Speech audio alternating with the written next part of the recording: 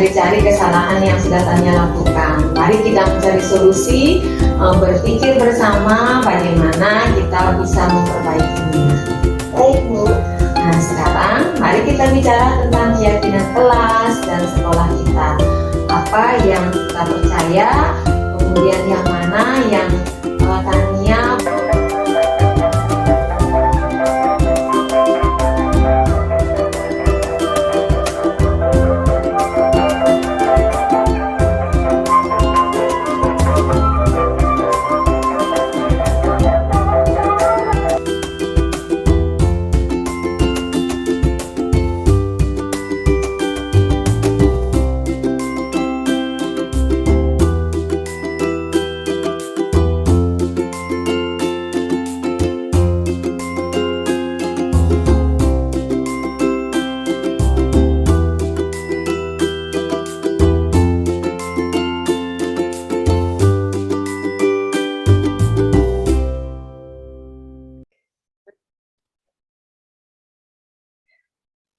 Selamat malam Bapak Ibu peserta diseminasi kegiatan pendidikan guru penggerak modul 2 malam ini. Ibu Nimade Susiati SPD selaku peserta dari calon guru penggerak angkatan 2 akan melaksanakan diseminasi untuk modul 1.4 budaya positif. Saya Putu Soehartane akan memandu kegiatan ini sebagai moderator.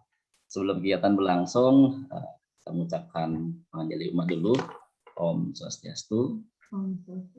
Assalamualaikum warahmatullahi wabarakatuh. Salam sejahtera bagi kita semua. Dalam kegiatan ini, Bapak Ibu akan dipaparkan oleh Ibu Madiswati tentang modul 1.4 budaya positif. Durasi waktu kita ini kurang lebih 60 menit Bapak Ibu, nanti akan dilanjutkan dengan berbagi pengalaman aksi nyata yang sudah dilakukan oleh Bu Made Susiati di sekolahnya, dan pada akhir sesi nanti akan dilaksanakan dengan kegiatan tanya jawab. Oke, untuk mempersingkat waktu, Ibu Made Susiati, saya persilakan untuk melaksanakan diseminasi. Waktu saya persilakan. Oke, terima kasih Pak Putu. Baik, Bapak Ibu semuanya, kita mulai saja pengimbasan modul 1.4 tentang budaya positif dan berbagi pengalaman untuk penerapan budaya positif di sekolah kita utamanya. Sebelumnya yang akan mengaturkan panganjali umat dulu, Om Swastiastu. Assalamualaikum warahmatullahi wabarakatuh. Salam namo budaya, salam sejahtera buat kita semua. Nih, sebelum tiang mulai, tiang izin share screen dulu nih, Bapak Ibu.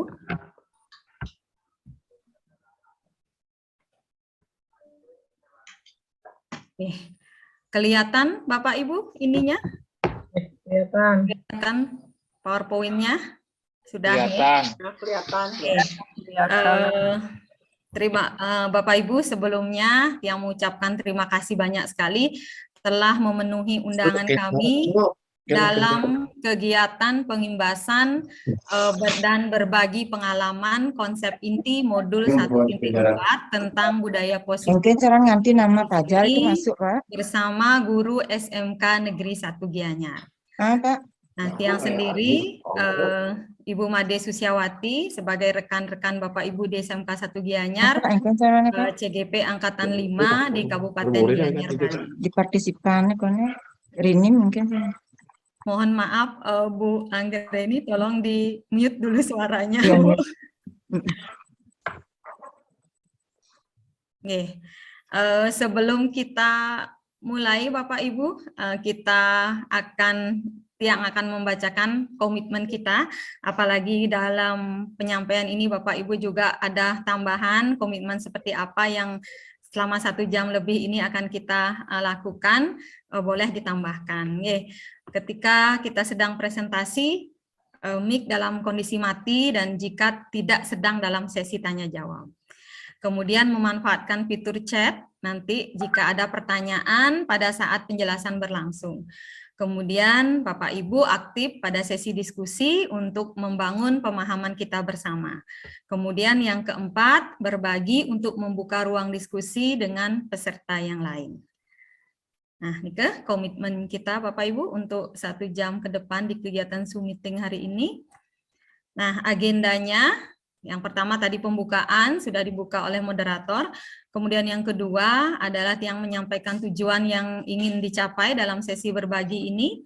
Kemudian yang ketiga, pemahaman konsep inti modul 1.4 tentang budaya positif.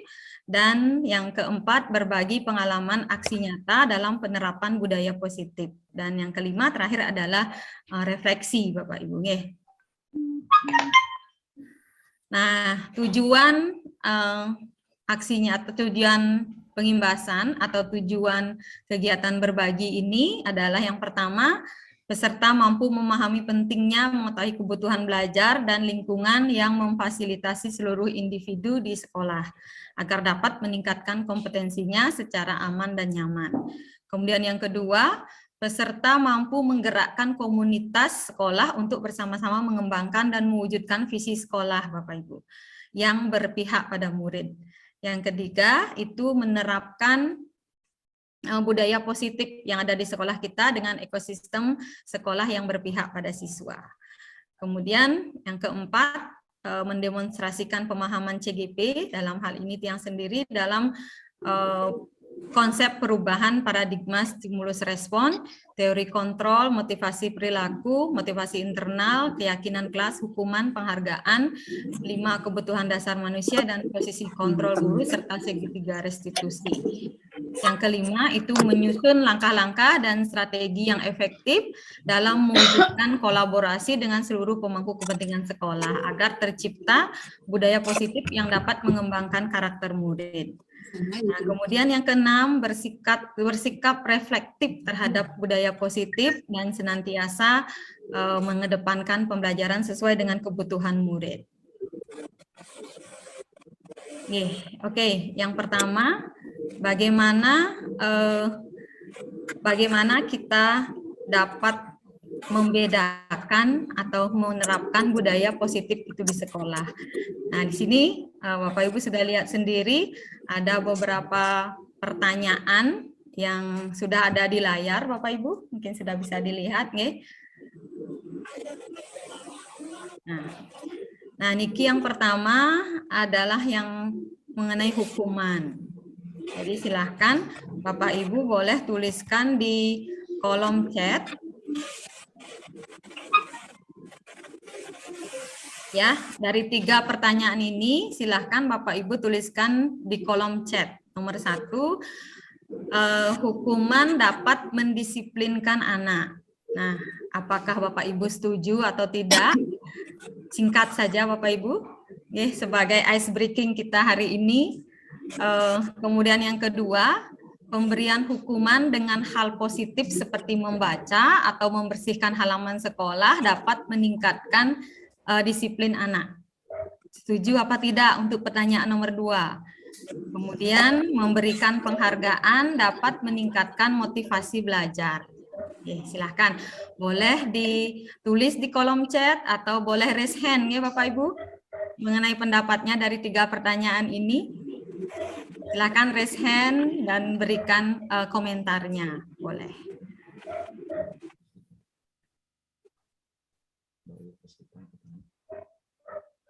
Ya, silahkan Bu Dewayu Puskita, silahkan, itu raise hand ya.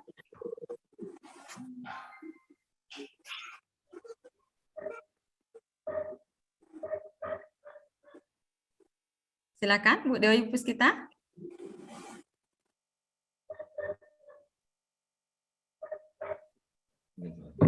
Mungkin salah pencet atau gimana ya.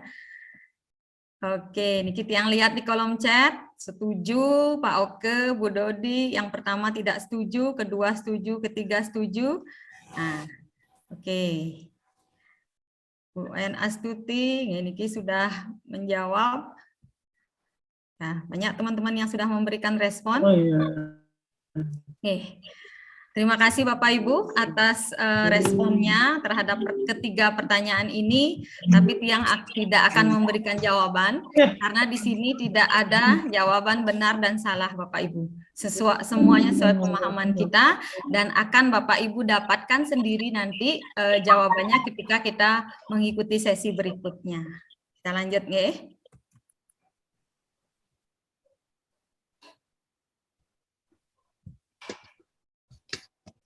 Ya, topik yang akan kita bahas dalam budaya positif ini adalah yang pertama, disiplin positif dan nilai-nilai kebajikan universal.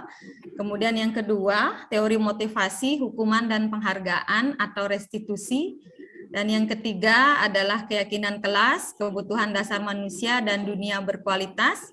Yang kelima adalah restitusi, 5 posisi kontrol, dan keenam adalah segitiga restitusi. Nah, seperti apa itu? Kita akan bahas satu persatu, Bapak Ibu. Nah, yang pertama, disiplin positif dan kebajikan universal. Nah, sebelum kita ke langkah disiplin positif dan kebajikan universal ini, Tiang tantang Bapak Ibu untuk melakukan satu kegiatan di sini, Bapak Ibu. Nah, silahkan disimak, di sana sudah ada di layar kegiatan kepalan tangan. Nah, niki akan berhubungan dengan kontrol Bapak Ibu. Oke, ayo kita lakukan bersama-sama. Anda berperan sebagai A. Jadi Bapak dan Ibu berperan sebagai A. A membayangkan bahwa Anda meletakkan barang. Kita berhayal dulu Bapak Ibu. Bayangkan bahwa Bapak Ibu meletakkan barang yang sangat berharga dalam genggaman Bapak Ibu. Dan Bapak Ibu akan menjaga barang tersebut dengan segala daya upaya. Nah, kemudian B datang ini. B mencoba dengan sekuat tenaga dengan berbagai cara untuk meminta Anda memberikan benda tersebut dengan cara membujuk, mengancam, menghardik, merayu, menyuap, atau apa saja agar dapat membuka kepalan tangan Bapak Ibu. Sekarang Bapak Ibu bayangkan bahwa di dalam kepalan tangan Bapak Ibu ada barang yang sangat berharga, ini harus saya jaga. Oke, seperti itu. Kemudian ada B yang merayu. Apa yang akan dilakukan? Apakah Bapak Ibu akan tetap mengepalkan tangan atau akan membuka tangan dengan berbagai alasan? Karena sudah diminta oleh B. Silahkan kembali Bapak Ibu tuliskan di kolom chat. Akan membuka atau tetap mengepalkan? Singkat manten. Ya, Niki, Bu Desa tetap mengepalkan tangan sekuat tenaga. Oke. Baru Bu Desa yang Bu Wayan Astuti, Niki akan tetap mengepalkan. Bu Dayu Eka mencoba mempertahankan milik sendiri. Oke, Bu Suyasning tetap mengepalkan, Wah, ini berarti pendiriannya tetap ini ya. Oke, Bu Dede, Pak Oke tetap mengepalkan. Bu Dodi membuka jika dirayu dengan alasan yang masuk akal. Oke, tetap mengepalkan. Kemudian tetap mengepalkan, Bu Putu, Pak Udiana tetap mengepalkan. Ya, ini kita sudah mendapat berbagai macam jawaban, Pak Wayan Miarte. Kalau ada alasan kuat dari B, mungkin saya akan buka. Oke. Ya, kembali Bapak Ibu. Kita akan tahu jawaban ini, berarti kita punya dua pertanyaan besar dalam pikiran kita sekarang, tadi tentang hukuman, kemudian sekarang tentang kepalan tangan kita. Apakah kita akan buka atau akan tetap kita kepalkan sekuat tenaga? Mari kita simak lagi, kita berbagi lagi mengenai teori kontrol Bapak Ibu. Nah, nanti Bapak Ibu akan bisa menjawab sendiri, oh ternyata saya kepalkan saja, oh ternyata saya buka saja.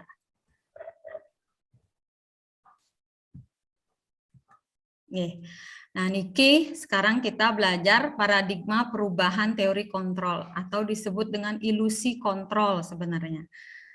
Nah, ternyata Bapak Ibu, selama ini kontrol-kontrol yang kita lakukan kepada siswa itu semuanya merupakan sebuah ilusi menurut teorinya Ki Hajar Dewantara.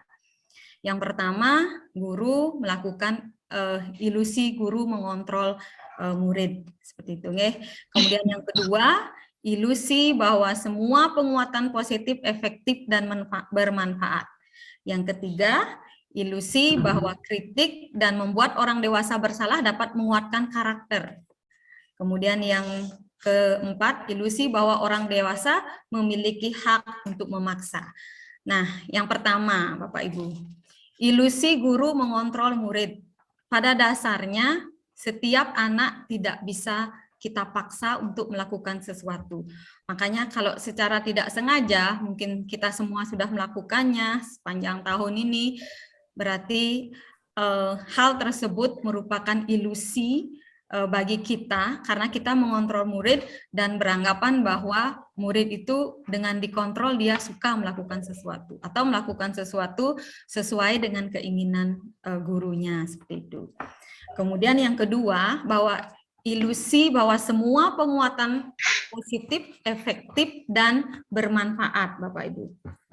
Nah, penguatan positif atau bujukan dalam bentuk-bentuk kontrol. Jadi segala usaha penguatan positif yang kita lakukan, yang kita anggap bermanfaat, itu mungkin ada sesuatu yang harus kita pertanyakan lagi nanti, seperti itu.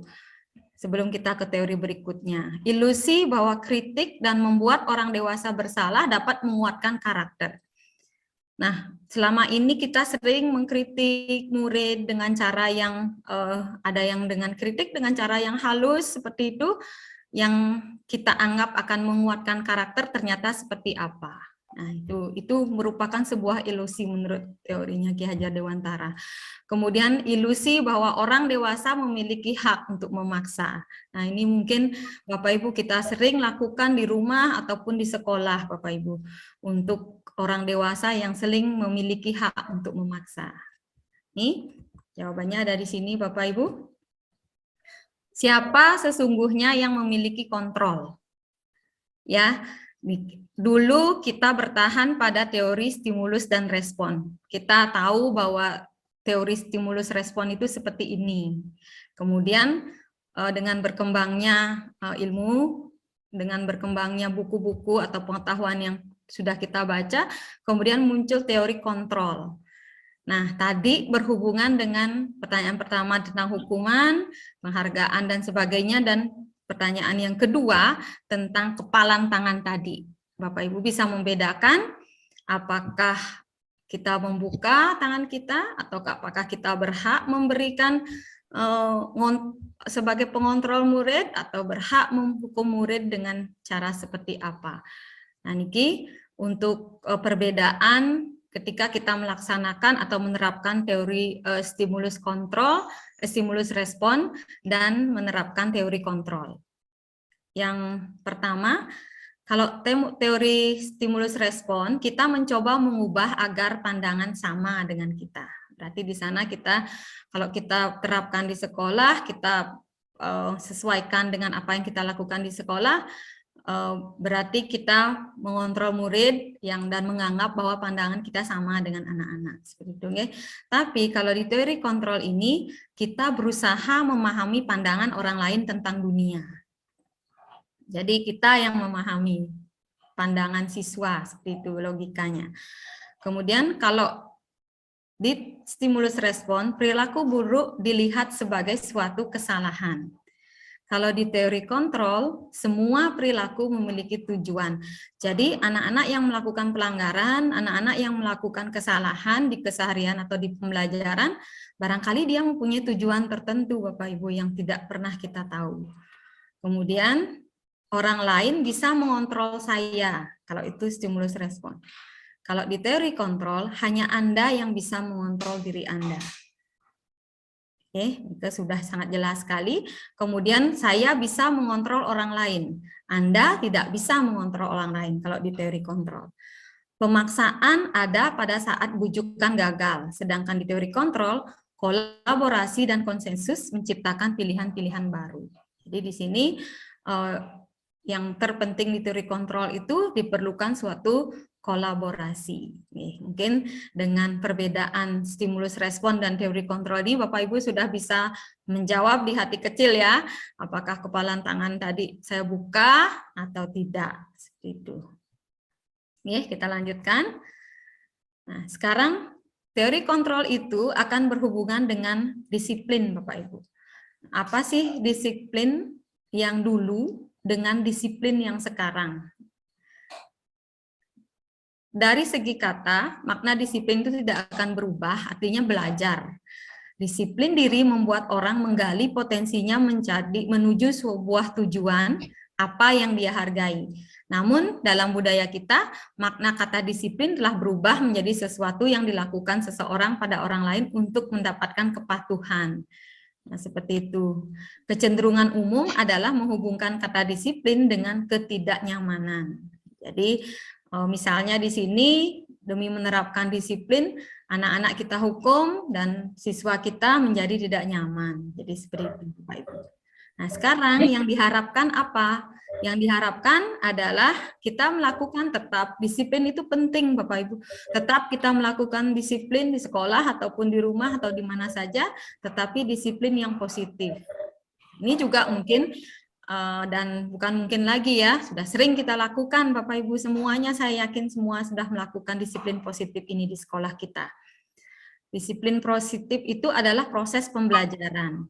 Disiplin positif merupakan pendekatan mendidik anak untuk melakukan kontrol diri dan pembentukan kepercayaan diri. Jadi bisa kita simpulkan bahwa disiplin positif ini datang dari dirinya sendiri.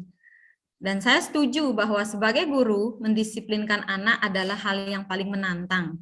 Karena disiplin positif ini harus kita mulai dari diri sendiri terlebih dahulu, Bapak Ibu.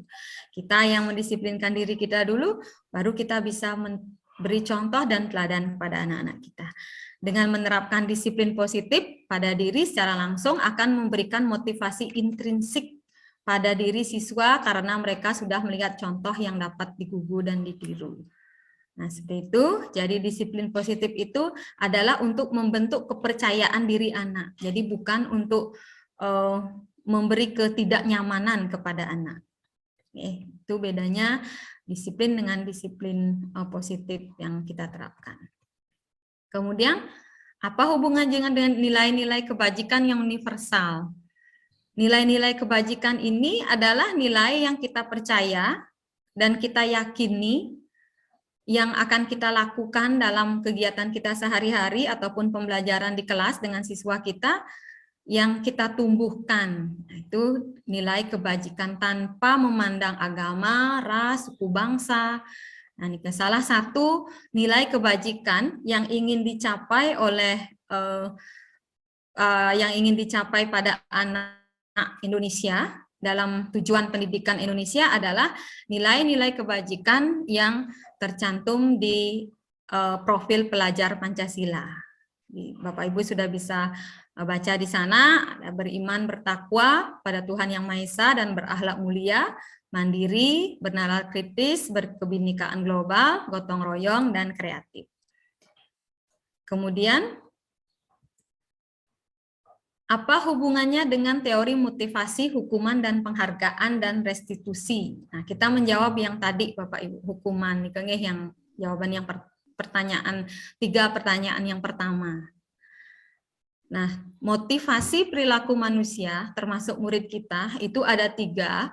Ada motivasi eksternal dan motivasi internal. Jadi, motivasi eksternal yang pertama adalah untuk menghindari ketidaknyamanan atau hukuman. Apa yang akan terjadi apabila saya tidak melakukannya? Itu adalah motivasi eksternal, Bapak Ibu. Jadi dia akan melakukan disiplinnya, dia akan melakukan sesuatu karena dia menghindari ketidaknyamanan, karena dia menghindari hukuman. Nah, itu adalah motivasi eksternal. Kemudian eksternal yang kedua, untuk mendapatkan imbalan dari orang lain atau institusi. Misalnya anak-anak melakukan sesuatu atau menjawab hanya untuk mendapatkan tanda bintang, untuk mendapatkan penghargaan. Nah, itu juga termasuk motivasi eksternal. Apa yang akan saya dapatkan apabila saya melakukannya. Selalu ada pertanyaan begitu di pikiran anak-anak kita. Kalau motivasi yang mereka bentuk adalah masih motivasi eksternal. Nah, kemudian yang ketiga, motivasi internal, Bapak Ibu. Nah, ini adalah motivasi internal inilah yang merupakan tujuan dari disiplin positif, yaitu untuk menghargai diri sendiri, saya akan menjadi orang seperti apa bila saya melakukannya.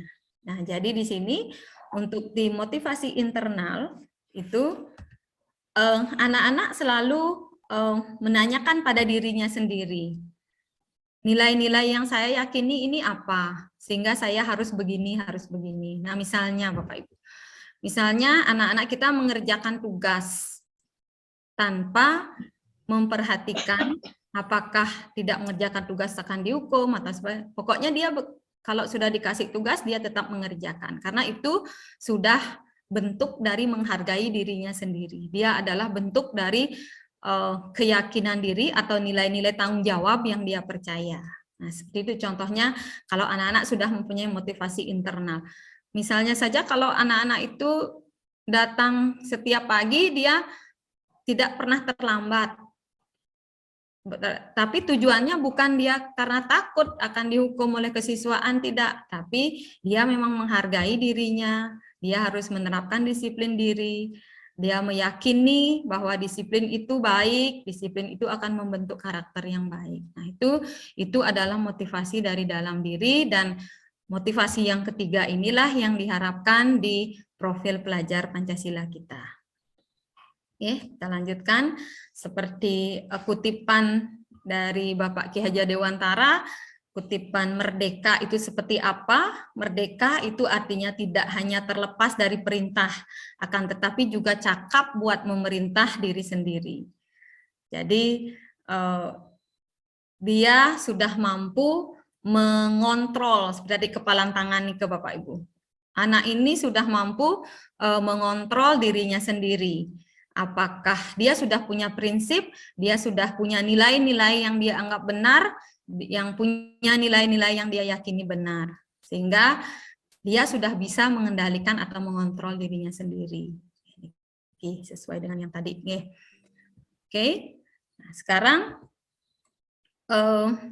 apa perbedaan? Kita akan mengulas, tadi ada hukuman, ada konsekuensi, kemudian nanti kita akan ada restitusi namanya Bapak Ibu, mungkin bahasa yang cukup baru.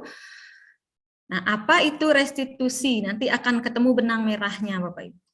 Restitusi adalah proses menciptakan kondisi bagi murid untuk memperbaiki kesalahan mereka, sehingga mereka bisa kembali pada kelompok mereka dengan karakter yang lebih kuat. Ini akan ada hubungannya dengan hukuman tadi Bapak Ibu.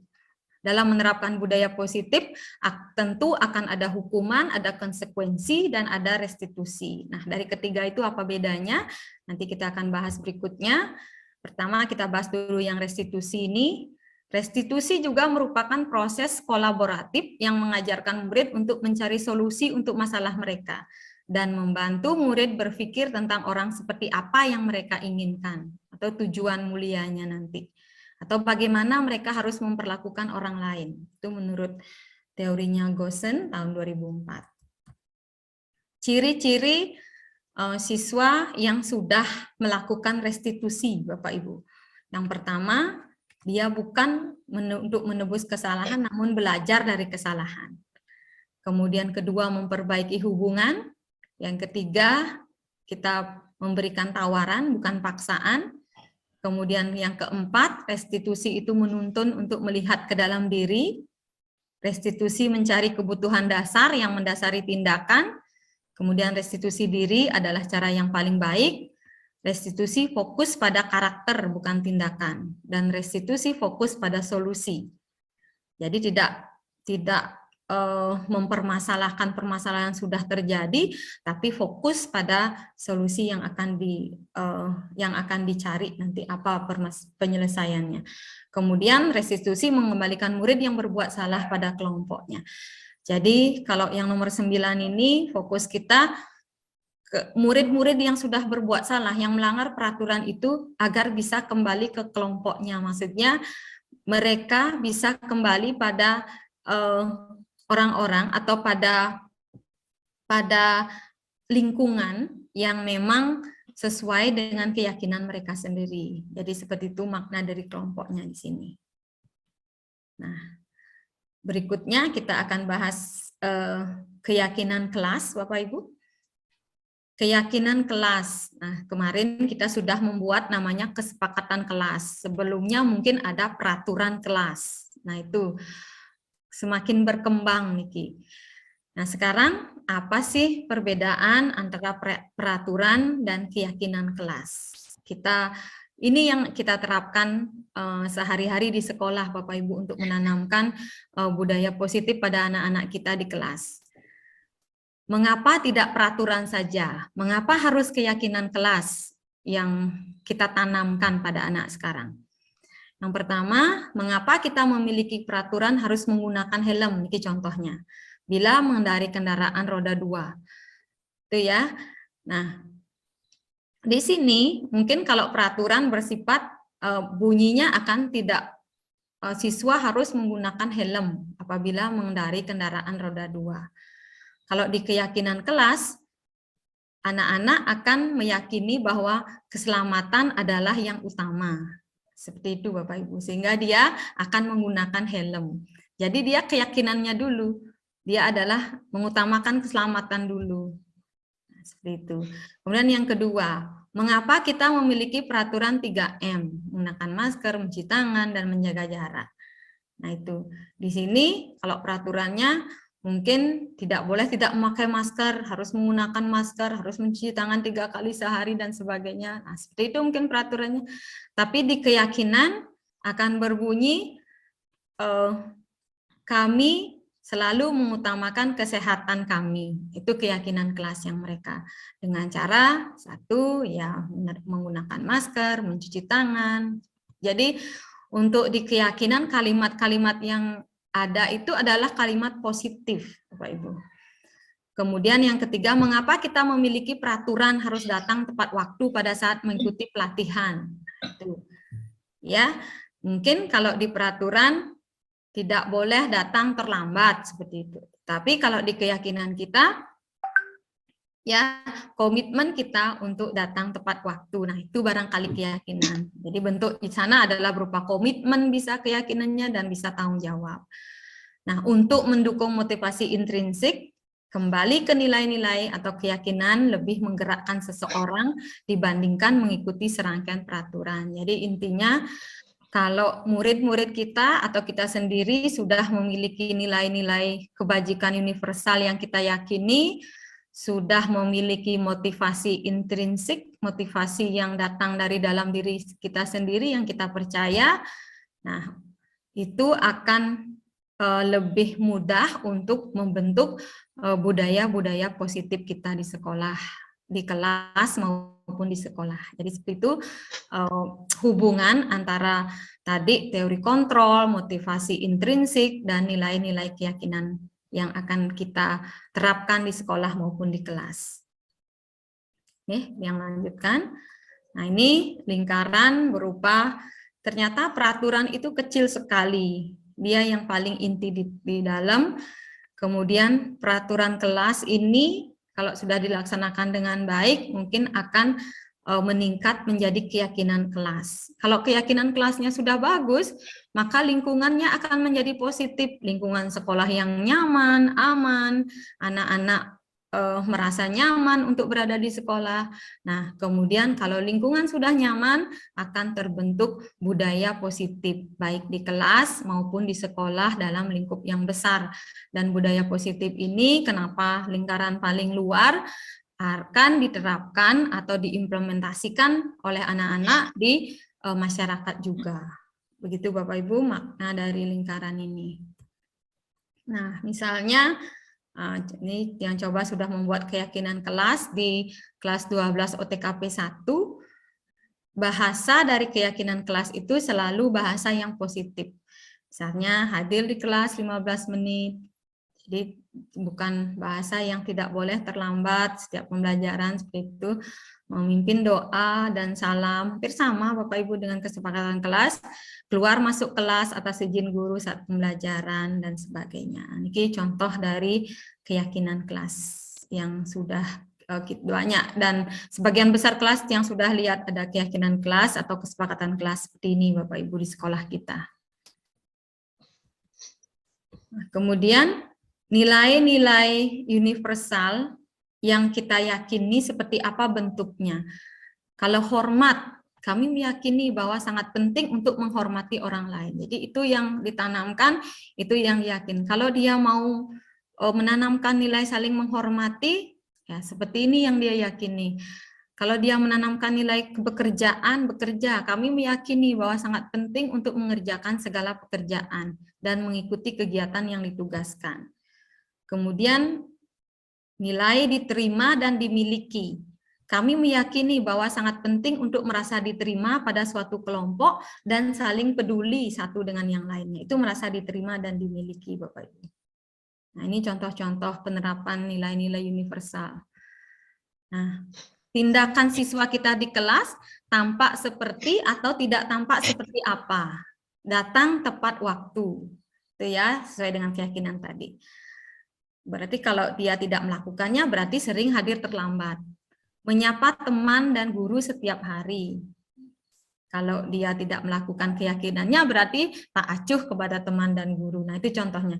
Mengembalikan barang teman yang telah dipinjam dan mengucapkan terima kasih. Kalau dia melanggar, berarti tidak mengembalikan barang. Seperti itu tampaknya dan tidak tampaknya. Terwujudnya atau tidak terwujudnya budaya, seperti itu bahasanya Bapak. Misalnya bekerja, tekun bekerja dan menyimak guru. Tidak mendengarkan guru dan acuh tak acuh, berarti dia melanggar. Oke. Sekarang yang seperti tadi sudah ada di depan juga hukuman lagi nih. Dihukum oleh penghargaan. Nah, niki Bapak Ibu agak menarik bagi kita semua dan tiang sendiri. Sebelum membaca modul 1.4 ini, saya yakin dan percaya sekali bahwa penghargaan itu sangat bagus kita berikan kepada anak-anak. Nah, ternyata sesuai dengan modul 1.4 di budaya positif ini, bahwa penghargaan itu ternyata efeknya banyak sekali Bapak Ibu. Yang pertama, dikatakan bahwa penghargaan itu menghukum. Jadi penghargaan mengurangi ketepatan, penghargaan tidak efektif, penghargaan merusak hubungan, penghargaan menurunkan kualitas, penghargaan mematikan kreativitas, penghargaan mengurangi motivasi intrinsik. Nah, jadi dalam penjelasan di budaya positif ini bahwa justru dengan kita memberikan penghargaan, anak-anak justru akan melakukan sesuatu karena mengejar penghargaan. Jadi seperti itu intinya Bapak Ibu. Yang juga saya juga terus terang saja secara pribadi ilmunya baru sekali ini, dan apa yang kita yakini bertahun-tahun dari awal dulu dari kita sekolah sampai kita jadi guru, ternyata penghargaan juga tidak 100% bagus kita berikan kepada anak-anak. Jadi di budaya positif ini ditegaskan bahwa akan mengurangi motivasi intrinsik. Jadi nilai-nilai yang dia yakini itu akan mulai memudar kalau dia sudah melakukan sesuatu hanya untuk mengejar penghargaan. Jadi seperti itu intinya Bapak Ibu. Nah, kemudian apa sih perbedaan atau seperti apa sih yang namanya hukuman dan konsekuensi? Nah, kita akan membaca sebentar ini Bapak Ibu. Nah, kalau kita menyuruh anak mencatat 100 kali dalam buku kalimat, saya tidak akan terlambat lagi. Nah, seperti itu ya. Nah, itu namanya hukuman. Menurut teori di sini. Kemudian lari mengelilingi lapangan basket 2 kali karena terlambat hadir. Itu hukuman Bapak Ibu. Murid diminta untuk push up 15 kali karena tidak menggunakan masker, itu juga hukuman. Menggantikan kertas tugas teman yang telah dicoret-coret, itu konsekuensi. titik. Kenapa sih dia konsekuensi? Kenapa sih hukuman? Itu akan kita bahas ya. Membersihkan tumpahan air di meja karena tersenggol pada saat belajar itu konsekuensi. Murid tidak disuruh untuk mengenakan sepatu seharian di sekolah karena tidak mengenakan sepatu hitam. Nah, itu hukuman Bapak Ibu. Sekarang kenapa itu berupa hukuman dan kenapa konsekuensi? Nah, bedanya antara hukuman dan konsekuensi. Secara garis besar, hukuman itu satu arah Bapak Ibu. Hukuman itu berarti tidak ada kesepakatan di sana. Jadi terjadinya tiba-tiba. Begitu anak bersalah, begitu murid bersalah, kita langsung menghukum.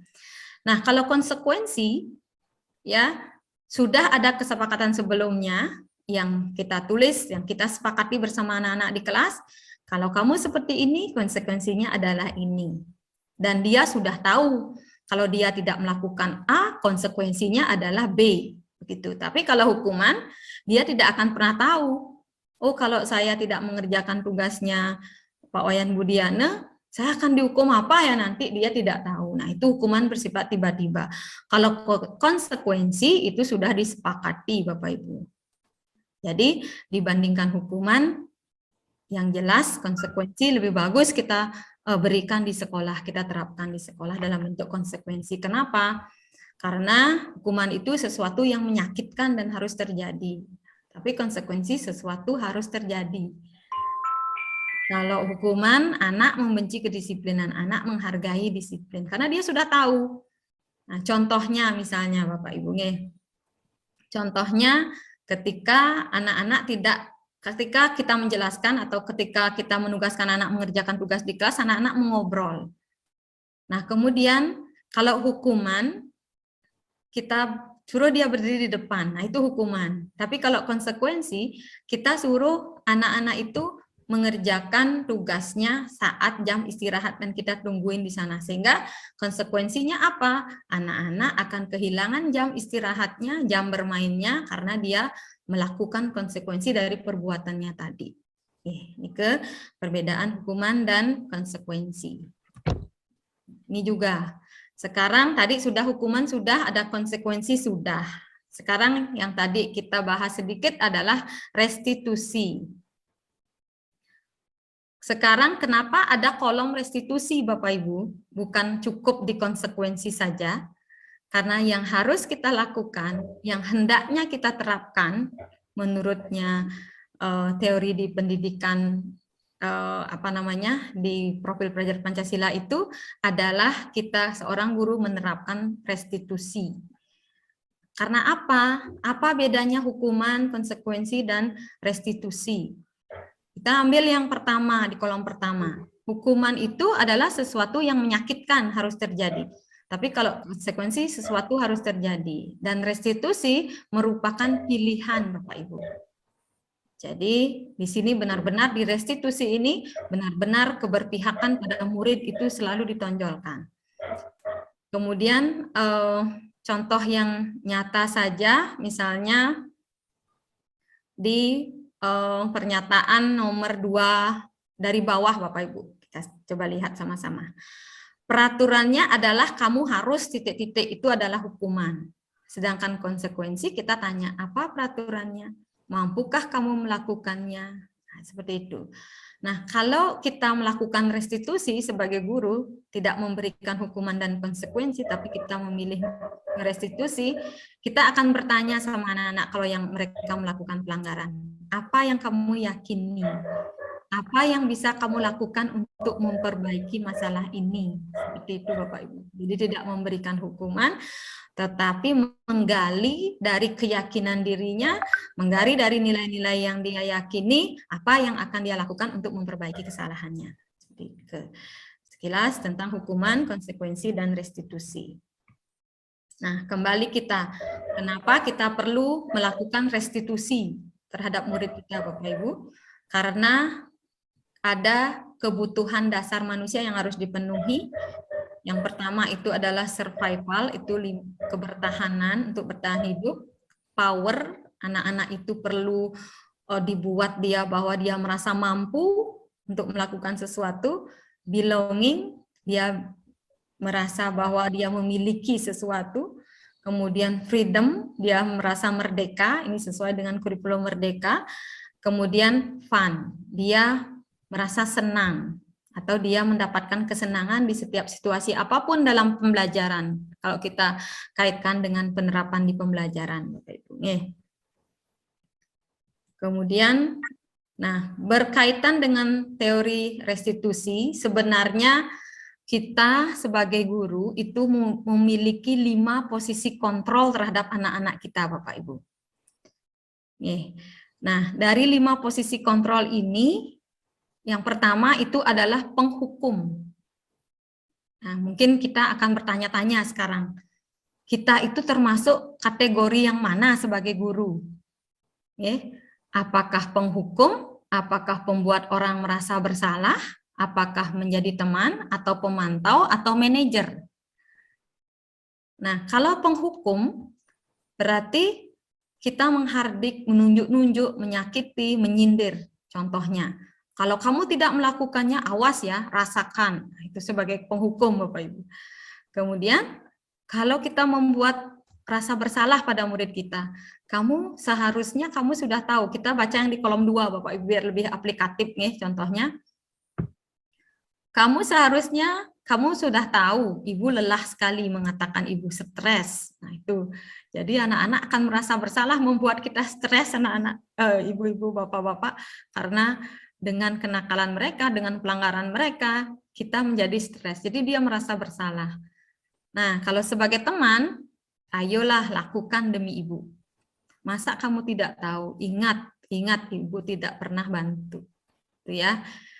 Ingat tidak ibu pernah bantu kamu seperti ini, bla bla bla. Jadi seperti itu bahasa yang kita gunakan sebagai teman. Jadi sebagai teman ini cenderung dia akan bahkan menutupi dari pelanggaran anak itu. Ya sudah, kamu sudah kembali saja, nanti masalah absen saya yang urus. Seperti itu teman, Bapak Ibu. Kemudian sebagai pemantau. Nah, sebagai pemantau ini sama seperti pengawas atau penilai kita. Kalau dia terlambat datang, kita sudah tanya dia, kamu tahu apa peraturannya? Kamu tahu apa konsekuensinya apabila melakukan ini? Nah, seperti itu pemantau. Nah, kalau kita berposisi sebagai manajer, itu adalah menghargai diri sendiri. Apa yang kita yakini? Apa yang bisa kamu kerjakan untuk memperbaiki masalah ini? Jadi tetap posisi kontrol kita sebagai manajer itu adalah untuk mencari solusi bagaimana memperbaiki permasalahan yang dihadapi oleh anak-anak kita.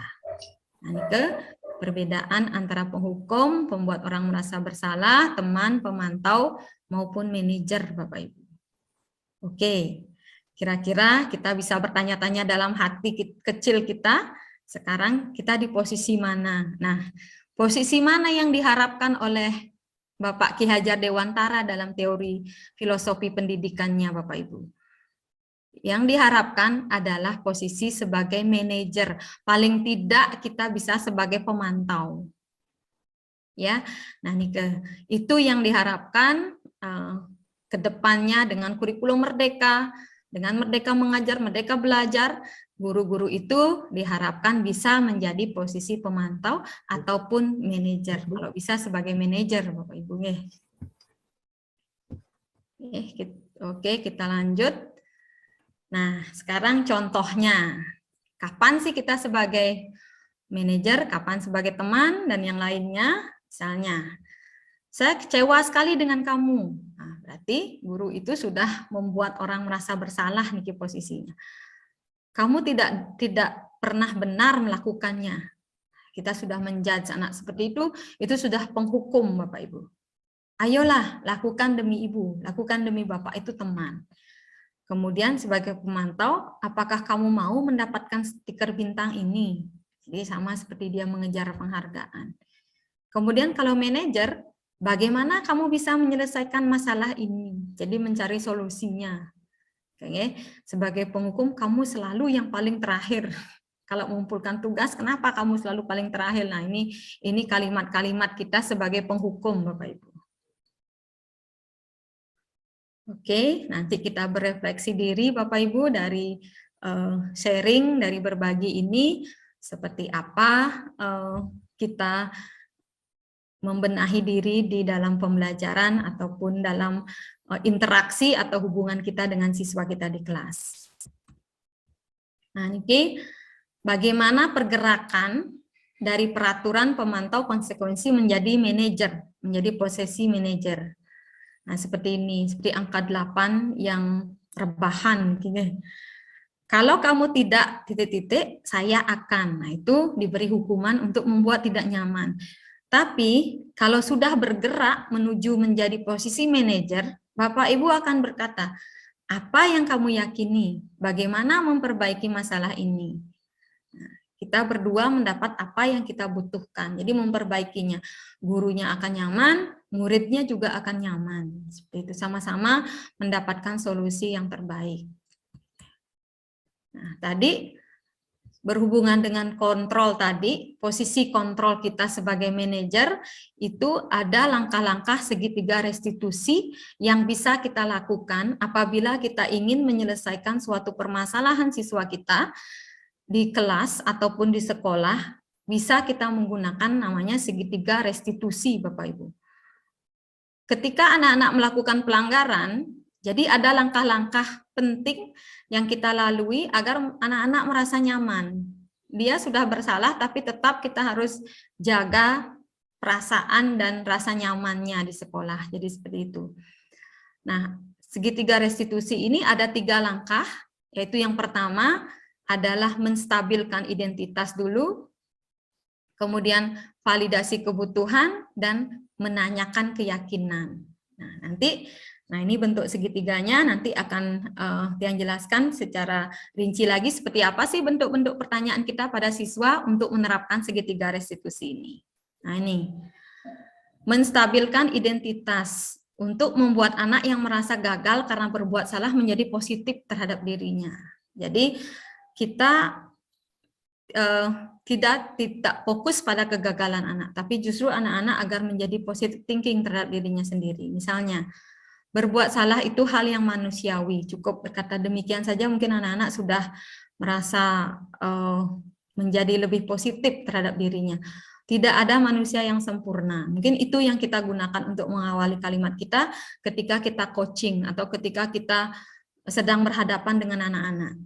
Bapak atau Ibu juga pernah membuat kesalahan, itu contohnya. Kita pasti bisa menyelesaikan permasalahan ini. Bapak atau Ibu tidak tertarik untuk mencari tahu siapa yang benar, siapa yang salah. Bapak Ibu lebih tertarik untuk menyelesaikan masalah ini. Kalau kamu menyalahkan dirimu sendiri terus-menerus, apakah kamu bersikap baik pada dirimu sendiri? Itu ya. Untuk menstabilkan identitas, ini langkah yang pertama. Langkah yang kedua itu validasi kebutuhan. Membantu siswa mengenali basic need atau kebutuhan yang ingin dipenuhi ketika melakukan kesalahan. Pada dasarnya setiap tindakan manusia tujuannya adalah memenuhi kebutuhan dasar tadi, itu power, freedom, love, and belonging, fun, and survival. Misalnya, ketika kita validasi kebutuhannya, kamu bisa saja kan melakukan hal yang lebih buruk. Misalnya ada anak yang berantem, dia saling pukul sama teman-temannya. Kemudian kita berkata, kamu bisa saja kan melakukan yang lebih buruk, tapi tidak kamu lakukan. Tetap kita menguatkan di sini. Kamu pasti punya alasan mengapa melakukannya. Itu yang kita gali dulu. Apa yang penting bagi kamu? Itu ya, dan pertanyaan lainnya Bapak Ibu. Oke, kemudian yang terakhir langkah kita adalah menanyakan keyakinan. Kita tidak akan pernah memberikan solusi kepada anak-anak yang melakukan pelanggaran, tetapi kita yang menggali apa yang dia yakini, nilai-nilai kebajikan apa yang dia percaya benar. Anak melihat kesalahannya dihubungkan dengan norma sosial dan nilai-nilai yang mendasari manusia berinteraksi dengan orang lain. Misalnya, apa nilai yang kita percaya di kelas atau sekolah kita? Nilai-nilai universal apa yang telah kita sepakati? Kelas yang ideal seperti apa sih? Kamu ingin jadi anak seperti apa? Apa yang kamu rasakan? Ketika kamu melakukan itu, kamu menjadi orang yang seperti apa? Jadi kita gali keyakinan dia. Ini adalah langkah yang terakhir dari segitiga restitusi, Bapak Ibu. Nih, nah selama 30 detik kita bertanya pada diri kita sendiri atau kita menanyakan anak-anak kita, Mungkin bisa ditanyakan sama anak-anak di kelas nanti, apakah kamu ingin berbuat lebih baik lagi? Apakah saat ini kamu sedang menjadi orang yang sedang kamu inginkan? Ya, ini teori-teori motivasi yang bisa membangkitkan anak-anak yang merasa gagal menjadi berpandangan positif terhadap dirinya sendiri.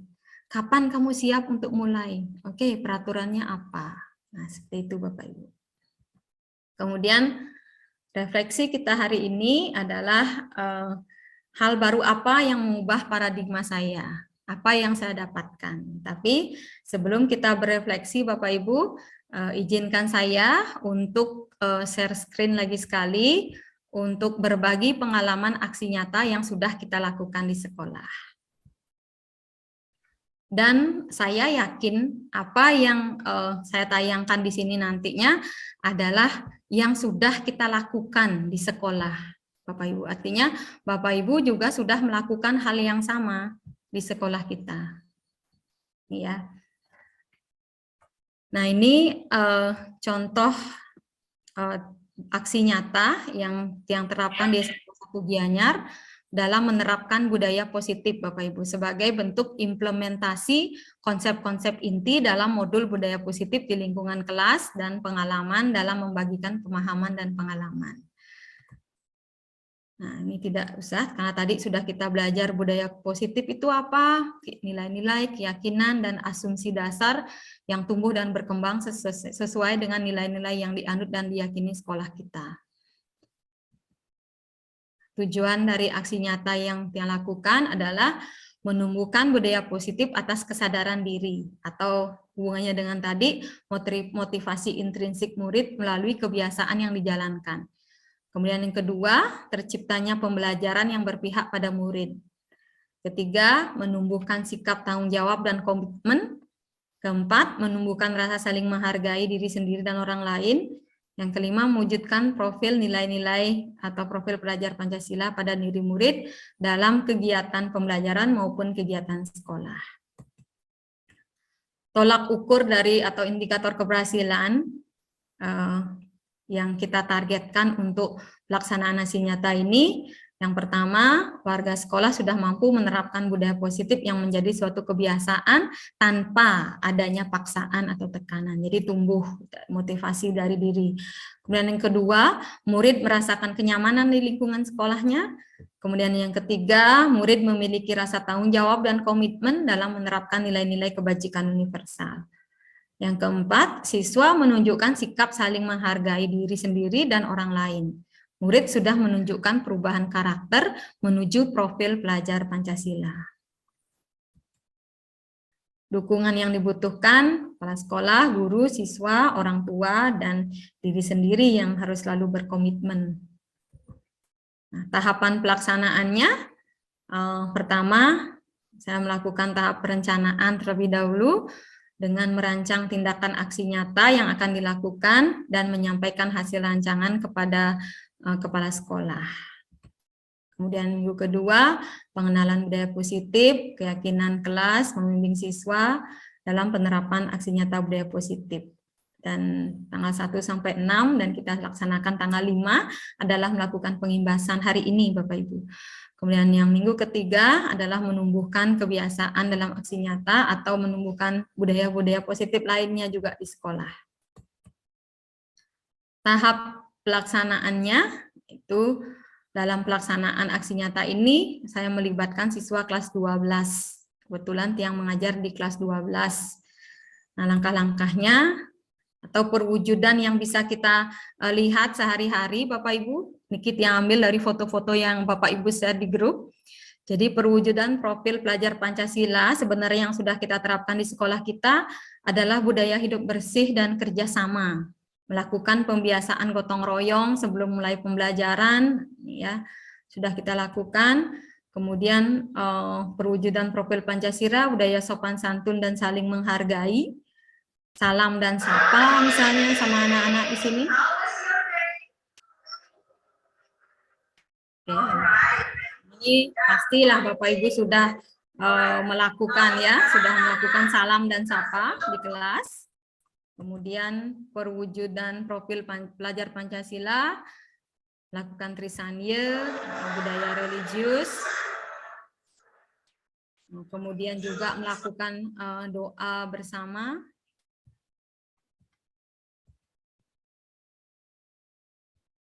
Ya.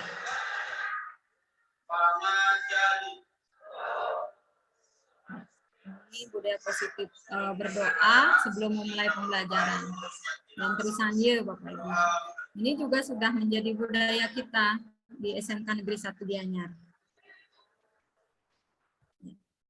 Kemudian bagaimana kita di sekolah sudah mewujudkan budaya cinta tanah air dengan menyanyikan lagu Indonesia Raya untuk menumbuhkan rasa nasionalisme kita.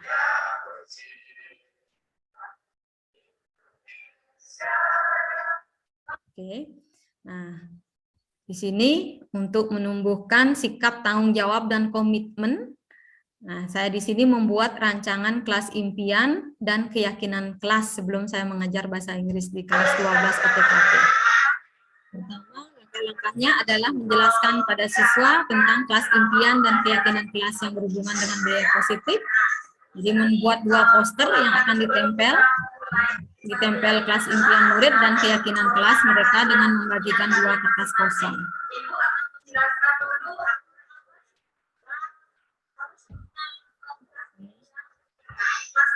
Oke, kemudian langkah yang kedua dalam membuat keyakinan kelas, menjelaskan tentang perbedaan peraturan dan keyakinan kelas.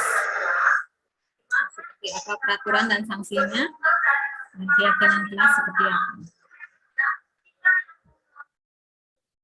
Oke, videonya.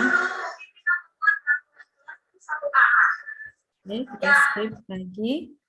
Nah, sekarang meminta siswa menuliskan terlebih dahulu kelas impian mereka, baru membuat keyakinan kelas.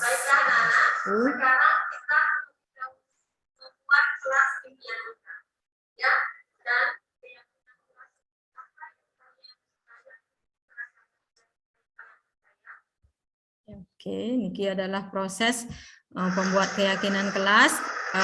Kita bagikan anak-anak ini kertas yang bisa ditempel di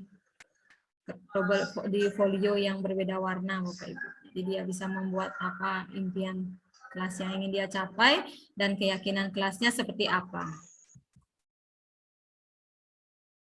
Sini murid kemudian membacakan ini prosesnya.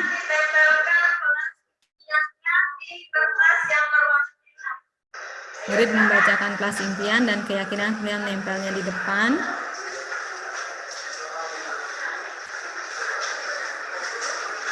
Oke, kemudian setelah menempelkan, anak-anak membaca keyakinan kelasnya di depan kelas. Yang saya inginkan adalah kelas yang memiliki etika dan sopan santun terhadap guru dan teman. Oke, kemudian langkah berikutnya adalah membacakan kelas impian. Ini masih ya, ini keyakinan kelasnya yang tadi mereka membacakan kelas impiannya, yang sekarang keyakinan kelasnya.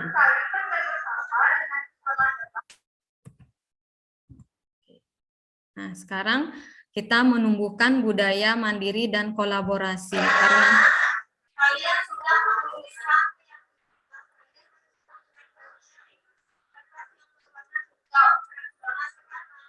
kita diskusikan kalau kalian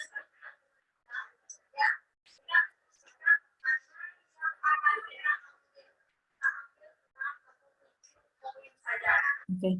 Nah, di sini anak-anak harus berkolaborasi dan mengerjakan dan berdiskusi Bapak Ibu dalam menentukan, karena masing-masing anak memiliki keyakinan yang berbeda-beda dan impian yang berbeda-beda. Jadi kita akan menarik benang merah karena keyakinan kelas itu tidak boleh banyak, sebaiknya sedikit tapi diingat di hati anak-anak. Seperti itu. Jadi kita putuskan untuk membuat 7 poin saja. Oke, ini hasil keyakinan kelasnya sudah ditempel. Kemudian kita juga sudah sering melakukan budaya kreatif dan bernalar kritis dalam kegiatan praktik pembelajaran. Kalau yang sendiri di bahasa Inggris, anak-anak yang suruh presentasi, Bapak Ibu. Ini kebetulan salah satu siswa di 12 PTKP 2 ya. Namanya Dina. Kalau yang mengajar di sini mungkin kenal Dina. Lagi satu. Anak-anak belajar membuat PPT dari Canva, dari apapun kreativitas mereka, kemudian mereka mempresentasikannya. Oke. Nah, Bapak Ibu, tadi kita sudah belajar tentang segitiga restitusi, yang tampilkan sedikit contoh permasalahan anak dan kita tangani dengan posisi kontrol sebagai manajer dalam segitiga restitusi, Bapak Ibu. Misalnya saya pengajar bahasa Inggris di kelas 12 OTKP 2. Nah, kebetulan di sana memang ada anak siswa Papua, Ida Maria Uamang yang berasal dari Papua. Siswa ini dari segi fisik dan kemampuan memang nggak kurang dari teman-temannya. Nah, ternyata ada temannya yang tidak mau berpasangan dengan Maria ini ketika membuat tugas bahasa Inggris. Jadi yang berusaha melakukan praktek segitiga restitusi. Ini adalah saya tayangkan yang terakhir saja, cuplikan bagian terakhir pada saat menanyakan keyakinan, Bapak Ibu. Baiklah, Ibu di sini tidak akan Mohon maaf ada suara-suara cari kesalahan yang sudah tanya bangunan di sana. Mari kita cari solusi, berpikir bersama bagaimana kita bisa memperbaiki. Baik Bu. Nah sekarang mari kita bicara tentang keyakinan kelas dan sekolah kita. Apa yang kita percaya, kemudian yang mana yang Tania. Oke, nah ini contohnya budaya positif lainnya yang sudah kita lakukan, melakukan kegiatan Jumat pagi, senam bersama, sudah sering kita lakukan di setiap Jumat, kemudian juga perayaan-perayaan yang berkearifan lokal, Bapak Ibu. Nah, kemudian hari ini yang melaksanakan pengimbasan budaya positif kepada sekolah maupun rekan sejawat di SMK Negeri 1 Gianyar. Oke, tahap berikutnya adalah tahap refleksi. Dalam tahap refleksi ini saya mengambil testimoni seorang siswa tentang pengimbasan budaya positif di kelasnya.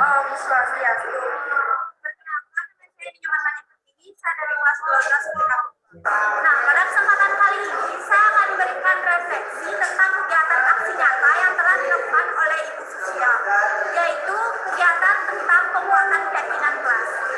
Keyakinan kelas ini penting untuk dibuat karena dalam keyakinan kelas ini terkandung nilai-nilai kebajikan yang sudah disepakati oleh kelas tersebut. Hasilnya bisa dilihat seperti ini. Kegiatan aksi nyata melalui membangun keyakinan kelas membuat siswa menjadi lebih bertanggung jawab. Kemudian yang kedua, yang melakukan kegiatan pengimbasan atau berbagi pengalaman terkait pemahaman dan implementasi modul kepada Bapak Ibu semuanya hari ini, sehingga kita dapat berkolaborasi dalam mewujudkan budaya positif. Kemudian kami harapkan akan tumbuhnya pembiasaan pada siswa, sehingga akhirnya menjadi positif bukan hanya di lingkungan kelas tetapi juga di lingkungan sekolah dan masyarakat kita. Kemudian yang keempat, melalui budaya positif yang sudah diterapkan di sekolah tercipta nilai-nilai profil pelajar Pancasila. Yang terakhir, pembelajaran yang didapat adalah bahwa perbedaan karakteristik murid yang beragam, adaptasi dari budaya lama ke budaya baru membutuhkan proses dan waktu yang cukup lama dan diperlukan komitmen Bapak Ibu dari semua warga sekolah, karena tanpa adanya kerjasama dan komitmen dari kita semua, sangat mustahil sekali budaya positif, disiplin positif bisa diterapkan di sekolah kita. Rencana perbaikan dari aksi nyata ini, yang pertama, membuat keyakinan kelas pada semua kelas yang diampu, kemudian akan lebih terbuka dengan rekan guru dalam berbagai informasi dan praktek baik yang telah dilakukan, sehingga dapat mendorong rekan guru yang lain untuk menerapkan aksi nyata di kelas yang mereka ampu. Oke, demikian paparan aksi nyata di modul 1.4 tentang budaya positif yang sudah saya lakukan dan akan terus dilaksanakan secara berkelanjutan di sekolah kita, Bapak Ibu. Oke, sebelum kita akhiri, kita akan buka dengan sesi tanya jawab atau sesi refleksi. Sebelum refleksi, Tiang akan buka dengan sesi tanya jawab. Silakan Bapak Ibu kalau ada yang ingin bertanya, kami persilahkan. Silakan Bapak Putu Suhartana selaku moderator, kita buka sesi tanya jawab. Ya, terima kasih Ibu Susia, luar biasa, 1 jam lebih memaparkan materi diseminasinya, dan para peserta juga saya lihat masih tetap antusias mendengarkan. Terima kasih atas antusiasmenya. Nah, sekarang kita ke sesi untuk bisa tanya jawab Bapak Ibu, bisa juga berikan komen tentang kontennya apa yang disampaikan, bisa juga komen tentang tampilan presentasi dari Ibu Made Susiawati. Silahkan komen yang atau pendapat-pendapat yang membangun akan sangat diharapkan untuk lebih baiknya nanti kegiatan ini. Ya, silakan, mungkin ada Bapak Ibu yang komen pertanyaan dan juga saran. Mungkin saya lihat ada Ibu Dodi Wardani meresen di layar. Silakan Ibu.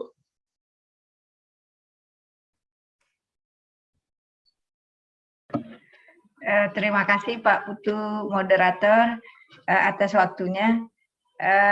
Saya tidak bertanya, hanya menyampaikan ternyata banyak sekali yang baru saya ketahui dari pemaparan Bu Susia yang sangat bagus tadi tentang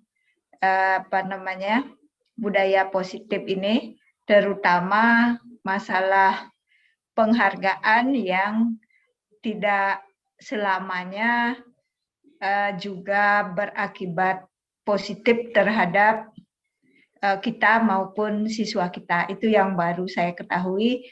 Kemudian mungkin dari apa yang budaya-budaya positif yang ada mungkin di sekolah kita perlu juga menambahkan, mungkin nanti kita semua terapkan, khususnya budaya salam sapa kepada guru-guru di lingkungan sekolah, tidak hanya di dalam kelas saja, biar juga menjadi budaya.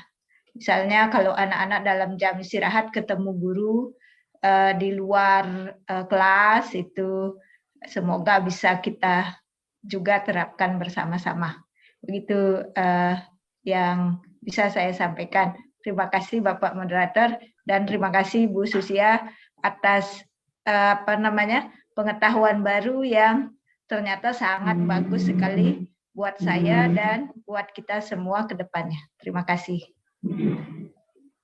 Ya, terima kasih Ibu Dodi Wardani atas komennya, dan juga Ibu mau mendapatkan suatu hal yang baru tentang penghargaan itu sendiri yang tadi disampaikan. Ada satu harapan dari Ibu Dodi Wardani juga agar ini salam sapa itu tidak hanya terjadi dengan guru dan murid saja, diharapkan sesama guru pun melakukan hal tersebut. Ya, terima kasih Ibu Dodi Wardani. Mungkin ada 1 atau 2 yang mau memberikan komen lagi pada kegiatan ini, silakan.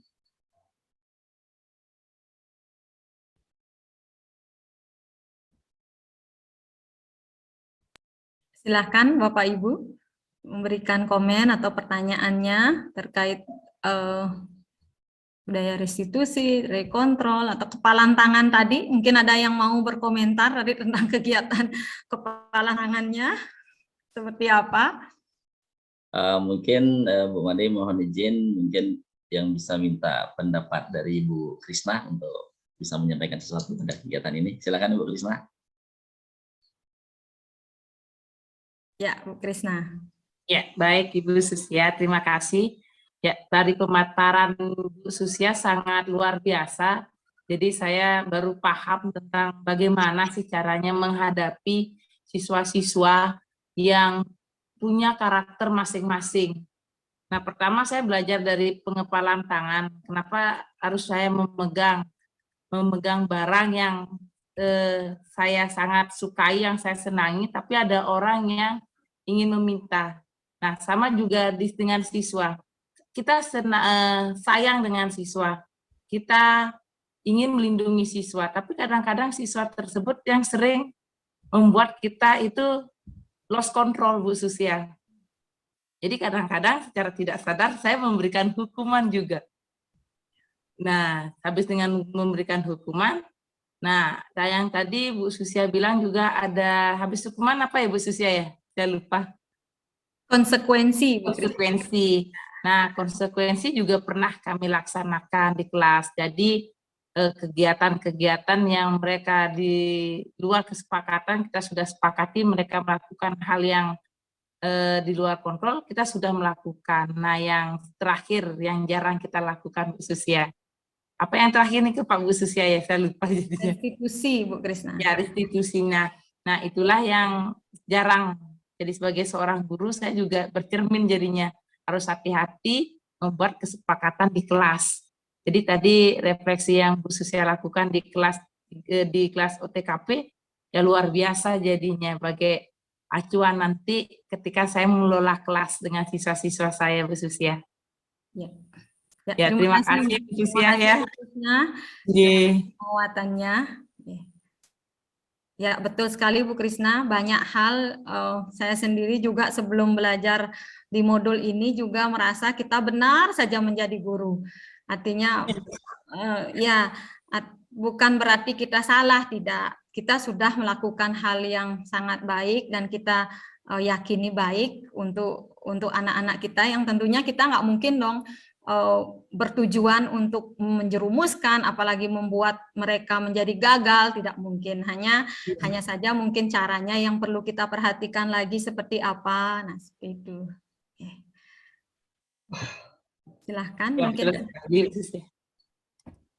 Ya, terima kasih Bu Krisna atas ininya komennya yang sudah mungkin dengan tidak sadar memberikan hukuman, tidak maksud hukum, tapi itu akhirnya menjadi hukuman, sudah melakukan konsekuensi, namun jarang atau belum melakukan restitusi.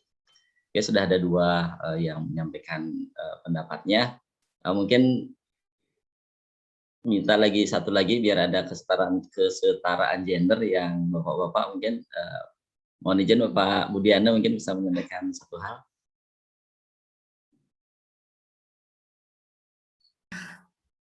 Terima kasih waktunya. Tadi saya juga mendengarkan apa yang disampaikan oleh Bu Susia, itu memang bagus diterapkan di kelas. Tapi yang saya inginkan bagaimana semestinya kita itu di dalam pengelolaan kelas, ya, cara penanganan siswa yang bermasalah seperti itu. Nah, mungkin ini pertanyaan untuk Bu Susia. Ya. Mohon izin Pak Moderator, bisa langsung aja ditanggapi. Oke, silakan langsung ditanggapi Bu. Oke. Itu pertanyaan ya Pak Wayan ya. Berarti dalam pengelolaan kelas kita seperti apa sih langkah-langkah kita dalam menangani anak-anak yang melakukan pelanggaran? Seperti itu maksudnya Pak Wayan nggih. Secara idealnya kita disarankan untuk melakukan segitiga restitusi itu Pak Wayan. Pertama, kita stabilkan dulu identitasnya, kita gali dulu. Nah, seperti itu, kita gali dulu apa sih permasalahannya dia, seperti apa sih kenapa dia melakukan hal itu. Nah, seperti itu. Kemudian yang kedua, kita mulai menggali sampai dia menemukan sendiri sebenarnya salahnya dia apa. Bukan kita yang, kamu begini, kamu malas sekali, tidak. Tapi dia yang mengakui, ternyata saya malas, ternyata saya begadang saja Bu tadi malam, jadi saya terlambat hari ini. Nah, dia sadari. Kemudian yang ketiga adalah membuat keyakinan atau menanyakan keyakinannya. Setelah dia melakukan pelanggaran itu, mau nggak dia melakukan perbaikan? Tapi bukan kita yang sarankan. Seperti itu Pak Wayan dalam dalam teorinya Bapak Ki Hajar Dewantara. Jadi dia yang mencari solusinya sendiri. Misalnya seperti tadi pelanggarannya berupa, saya tidak mau bertemanan dengan anak Papua, nanti nilai saya jelek. Kan dia enggak bisa bahasa Inggris, saya bisa. Nah, itu contoh kecilnya. Nah, tapi sekarang apa yang kita gali dari dia, apa yang ingin dia lakukan, karena kan kita kasih dulu bahwa kita tidak bisa memandang ras dan sebagainya. Kemudian apa sih yang sudah dia lakukan dengan memperlakukan anak Papua ini seperti itu? Berarti dia sudah membeda-bedakan, boleh apa enggak kalau seperti itu. Nah, kita harapkan seperti itu dan akan berubah dengan sendirinya. Yang jelas tentunya tidak di depan kelas kita lakukan hal tersebut Pak Wayan, mungkin di pengelolaan kelas. Barangkali seperti tadi yang panggil dia ke ruangan setelah selesai jam pelajaran atau setelah jam istirahat. Seperti itu Pak Wayan. Kira-kira nggih. Sama Pak Wayan. Terima kasih Bu. Terima kasih Pak Wayan. Mungkin sudah merasa ada gambaran dengan jawaban apa yang diberikan oleh Bu Susia sebagai pembicara dalam kegiatan ini. Bapak Ibu, kegiatan hari ini sudah berlangsung hampir lebih dari 1 jam 27 menit, dan semua materi sudah disampaikan oleh Ibu Made Susiawati dalam kegiatan diseminasi ini. Mungkin Ibu Made Susiawati bisa menyampaikan refleksi dan menutup kegiatan ini langsung. Silakan Ibu.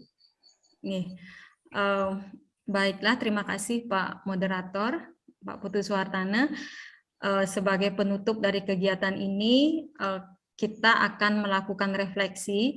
Nanti saya akan share, nanti saya akan share Google Form untuk mengisi daftar hadir Bapak Ibu sekaligus di dalam Google Form itu ada kegiatan berefleksi.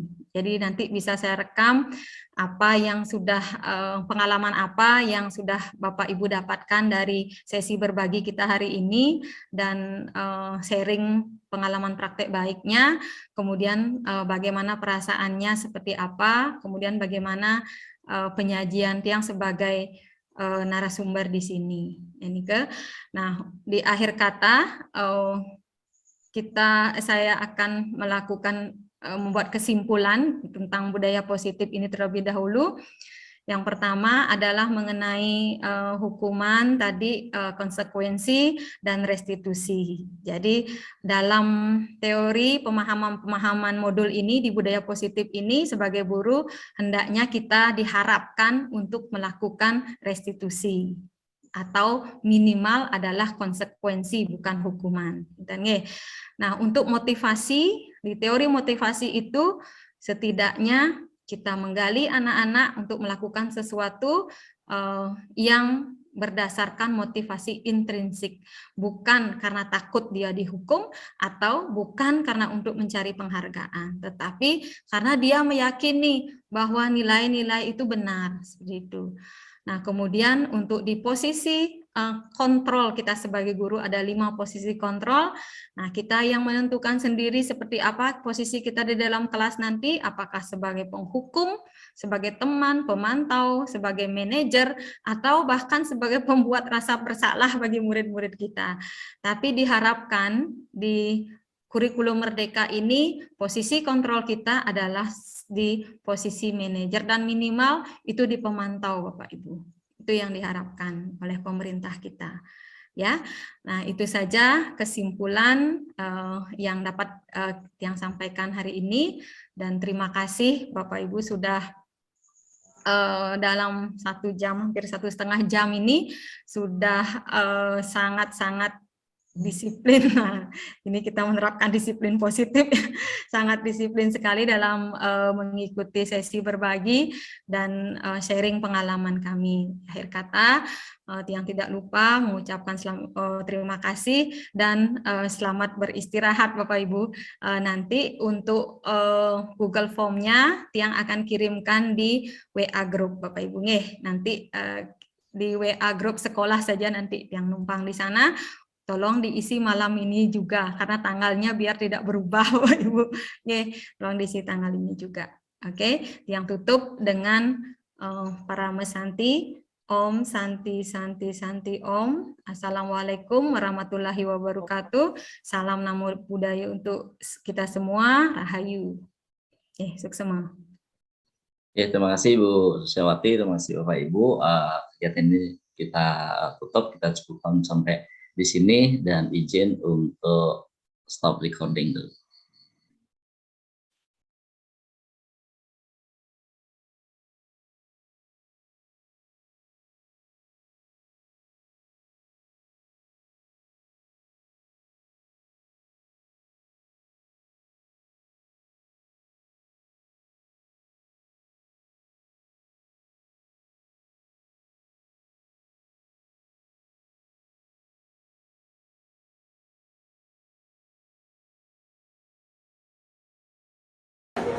Om Swastiastu. Perkenalkan, nama saya Ninyaman Manik Pertiwi, saya dari kelas 12 UTKP 2. Nah, pada kesempatan kali ini saya akan memberikan refleksi tentang kegiatan aksi nyata yang telah dilakukan oleh Ibu Susia, yaitu kegiatan tentang penguatan keyakinan kelas. Keyakinan kelas ini penting untuk dibuat karena dalam keyakinan kelas ini terkandung nilai-nilai kebajikan yang sudah disepakati oleh kelas tersebut. Om Swastiastu. Selamat siang, perkenalkan saya Imade Oka Susila, rekan sejawat Ibu Nimade Susiawati di SMK Negeri 1 Gianyar. Pada kesempatan kali ini saya akan menyampaikan testimoni manfaat yang saya peroleh dari hasil diseminasi atau pengimbasan tentang budaya positif yang dilakukan oleh Ibu Nimade Susiawati di SMK Negeri 1 Gianyar. Nah, adapun yang saya dapatkan yaitu langkah-langkah dan strategi dalam mewujudkan budaya positif di sekolah. Salah satunya adalah menerapkan strategi disiplin positif yang memerdekakan murid untuk menciptakan ekosistem sekolah aman dan berpihak pada anak. Nah, dalam pelaksanaannya, disiplin dapat memberikan pemahaman kepada anak mengenai konsekuensi logis jika sebuah aturan dilanggar. Nah, salah satu bentuk penerapan disiplin positif ada yang namanya restitusi. Apa itu restitusi? Restitusi itu adalah Apa itu restitusi? Restitusi itu adalah proses menciptakan kondisi bagi murid untuk memperbaiki kesalahan mereka. Restitusi bukan untuk menebus kesalahan, namun bagaimana memaknai kesalahan sebagai suatu pembelajaran. Nah, sebagai rekan sejawat Ibu Nimade Susiawati, saya sangat terinspirasi untuk belajar menerapkan budaya positif ini di sekolah, terutama di kelas yang saya ampu. Om Swastiastu. Dalam kesempatan ini, saya Nimade Susiawati sebagai CGP Angkatan 5 akan melakukan refleksi terhadap penerapan aksi nyata di modul 1.4 budaya positif yang sudah saya lakukan dengan siswa-siswi saya di SMK Negeri 1 Gianyar. Dalam penerapan aksi nyata ini, kami membuat keyakinan kelas di mana siswa sangat antusias sekali dalam proses pembuatannya, dan tentunya siswa-siswa ini akan berkomitmen untuk melaksanakan keyakinan kelas tersebut dengan penuh tanggung jawab. Siswa-siswa kami juga merasa sangat senang sekali karena dilibatkan langsung dalam proses pembuatan aksi nyata, dan harapan mereka akan adanya budaya-budaya positif lain yang akan dikembangkan di masa yang akan datang. Terima kasih. Setelah melaksanakan pengimbasan dan sesi berbagi pengetahuan dan pengalaman mengenai budaya positif serta penerapannya dalam aksi nyata, saya sangat senang sekali dan sangat karena melihat teman-teman sejawat kami di SMK Negeri 1 Gianyar sangat antusias dalam mengikuti sesi berbagi, dan mereka sudah menunjukkan pemahaman mereka dengan sangat baik dengan menyampaikan pertanyaan maupun usul dan saran dalam kegiatan berbagi. Nah, kami berharap disiplin positif untuk membentuk budaya positif ini akan kami lanjutkan dan terus laksanakan demi peningkatan kualitas sekolah kami. Dan kami berharap juga semua warga sekolah ikut berkolaborasi secara berkelanjutan untuk menciptakan budaya-budaya positif yang baru sehingga akan tercipta